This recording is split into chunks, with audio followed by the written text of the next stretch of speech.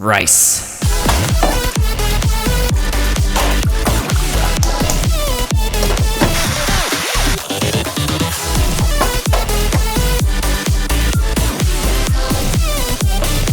Rice! I've easily eaten rice 1,000 times by now, so I've probably eaten millions of grains of rice. So here's how rice is made. The fields get rototilled nice and flat. They'll plant rice seedlings here and then transplant them into another field later. They plant the seedlings in straight lines, and then they flood it to keep weeds from growing. It's ready to harvest when the grain starts to yellow. And then they put it in this cool machine that separates the grain from the stalks. And then they dry it, and then they mill it. That's a lot of rice. Now for a little bit of history. In 1694, rice arrived in South Carolina, probably originating from Madagascar. Tradition has it that pirate John Thurber was returning from a slave trading voyage to Madagascar when he was blown off course and put into Charleston for repairs. While there, he gave a bag of seed rice to explorer Dr. Henry Woodward, who planted the rice and experimented with it until finding that it grew exceptionally well in the wet Carolina soil. From the enslaved Africans, plantation owners learned how to dike the marshes and periodically flood the fields. At first, the rice was laboriously milled by hand,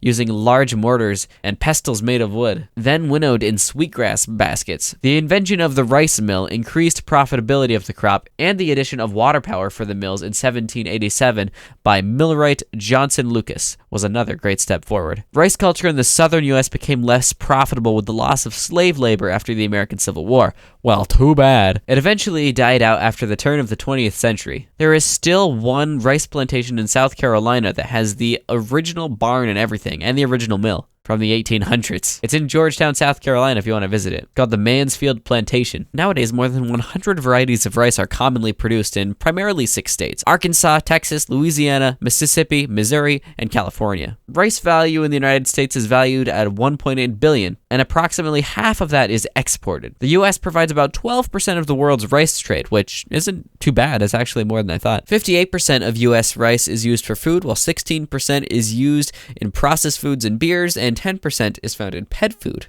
which is kind of interesting. So far, by either finding new strains of rice or genetically altering rice, we have been able to make a bunch of new varieties of rice. We've made high-yielding varieties. We've made golden rice, which normally rice does not contain vitamin A, and people that obtain most of their calories from rice usually suffer from vitamin A deficiency. So some German and Swedish researchers actually genetically engineered some rice to create vitamin A. Some rice has even been modified to produce proteins that are antiviral, antibacterial, and antifungal. Rice containing these added proteins can be used as a component in oral rehydration solutions and diarrheal diseases, and may also help reverse anemia. So pretty cool stuff. We've made flood-tolerant rice, drought-tolerant rice, salt-tolerant rice, and environment-friendly rice. They put the barley gene sus-IBA2 into rice, and it made a methane reduction of up to 97%. 97% less methane. I didn't know rice produced so much methane that it was a problem, but not anymore. So that's a bit of info on rice. Rice is one of my favorite things to eat. My favorite rice so far is jasmine rice. Oof, jasmine rice is so good. Absolutely my favorite so far.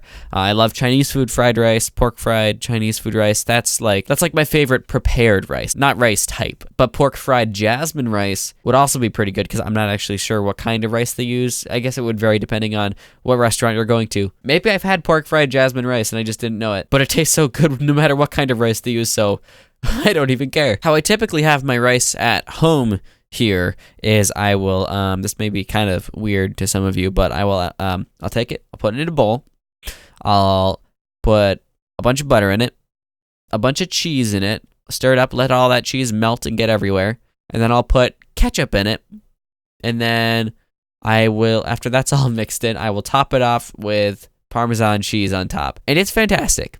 I think it's one of the most delicious things ever. Of course, you have to have that savoriness every once in a while. It's more of a sweet dish. I love having Chinese food because it's very, very savory, sweet and savory. Those are like my two favorite flavors ever. I love super sweet things. I love super savory things.